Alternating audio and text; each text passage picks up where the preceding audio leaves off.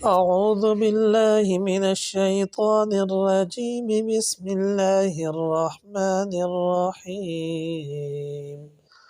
الحمد لله رب العالمين الرحمن الرحيم مالك يوم الدين إياك نعبد وإياك نستعين اهدنا الصراط المستقيم صراط الذين أنعمت عليهم غير المغضوب عليهم ولا الضالين۔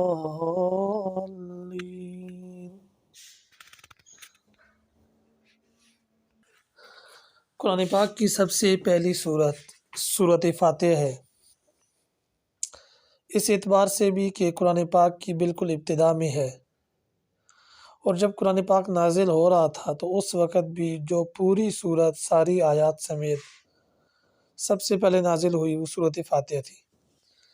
اگرچہ صورت علق، صورت مزمل، ان کی کچھ آیات پہلے اتری تھیں، لیکن سب سے پہلے جو پوری صورت نازل ہوئی وہ صورت فاتحہ ہے۔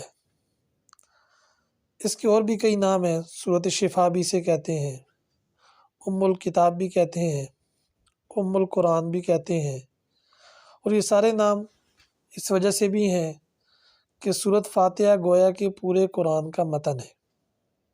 باقی سارے کا سارا قرآن اسی کی تفصیل ہے،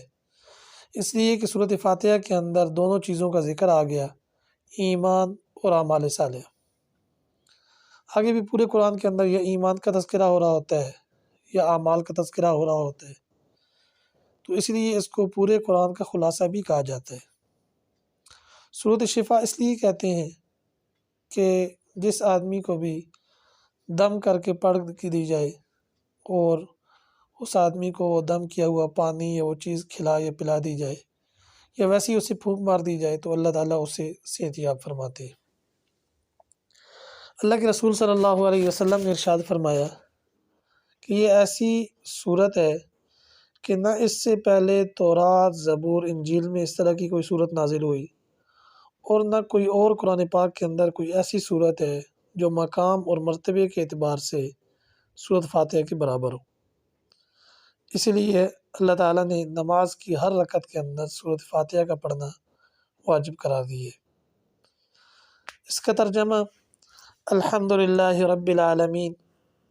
تمام تعریفیں اس ذات کے لیے ہیں جو تمام جہانوں کو پالنے والا ہے، الرحمن الرحیم، نہایت رحم کرنے والا اور بڑا ہی مہربان ہے، مالک یوم الدین، قیامت کے دن کا مالک ہے، ایاک نعبد و ایاک نستعین، ہم تجھی سے مدد مانگتے ہیں اور تیری ہی عبادت کرتے ہیں،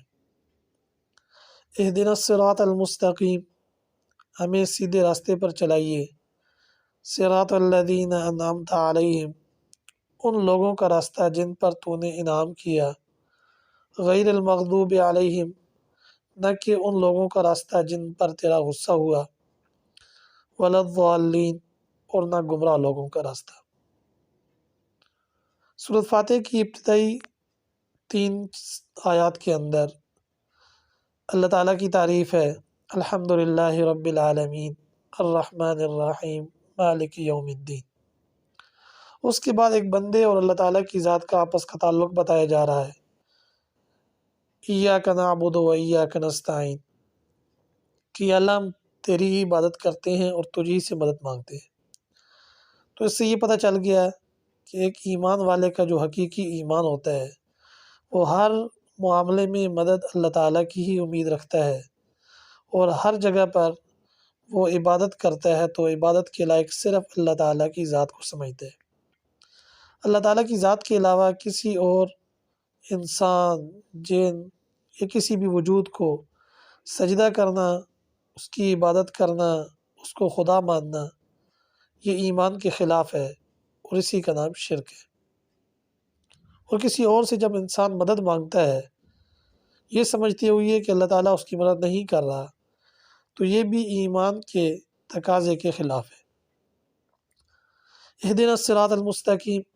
آگے ایک دعا ہے کہ ایمان والا اپنی دعا مانگ رہا ہے، اہدنا الصراط المستقیم،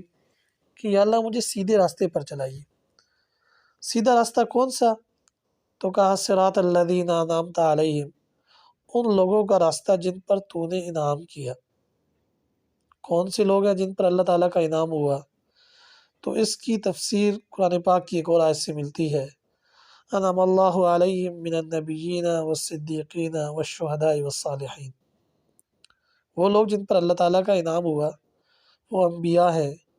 شہداء ہیں، صدیقین ہیں اور صلحاء یعنی نیک لوگ ہیں۔ یا اللہ ہمیں بھی اسی راستے پر چلا جس راستے پر تو نے اپنے انبیاء کو چلایا، صدیقین کو چلایا،